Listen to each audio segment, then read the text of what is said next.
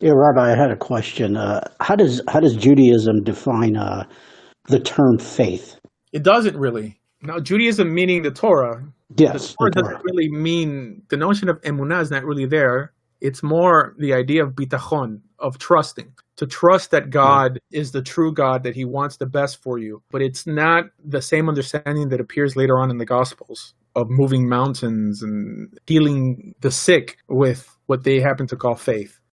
And this is really the building of Christianity and Islam, this twisted notion of faith. Now, if you ask the average rabbi nowadays, he'll tell you I'm nuts. And it's true, from today's perspective, Jews believe just like Christians and Muslims believe, in the notion of belief. In other words, the same level of faith. But the Torah paints a different story. Now, how is this tied to Christianity and Islam and even mystical Judaism? Because they bring faith, not just on trusting that God will do what he says he will do, or trusting that he's the one true God, but faith as man's attempt to manipulate the system. Manipulate in which way? As using this idea of faith of to create a level that has never really existed before. In other words, with modern day faith, people in some way barter themselves into heaven or into some afterlife. I mean, something that the Torah is not explicit on. In other words, the modern day understanding brings man into the picture. Apart from man just trusting, i.e. trust on a one-way street, the modern day notion of faith gets you something for it. It gets you a notion that the three major monotheistic religions have bought into in the notion of salvation.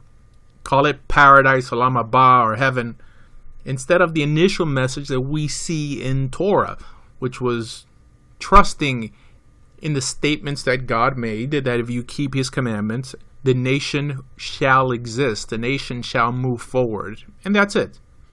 It's true. The Torah itself doesn't require you to believe in almost anything outside of the lawgiver himself. There's a Hmm. debate on what a Jew actually has to believe in Judaism. So in the rabbinic world, there's three opinions. There's the opinion of the Rambam that brings down 13 things that a Jew must believe. There's the opinion of the Radbaz that basically says a Jew doesn't have to believe in anything. And there's the opinion of Rav Yosef Albo, Sefer HaYikarim. So he says that a Jew has to believe in three things, and that is, I think it's revelation and God. I don't know. Again, but these are rabbinic opinions, but the Torah doesn't really say to believe in anything. Now, it's kind of illogical for you to want laws if you don't believe that God exists, but the Torah doesn't really put a test on faith. It tells you to do stuff, and it separates you from the world on how you behave, not what you believe. That would be kind of tyrannical to have a court acting as mind police.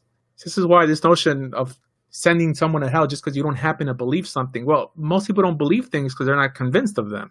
It would be the work of a true psychopath to condemn someone for what you happen not to be convinced of. Everyone believes in what they're convinced in.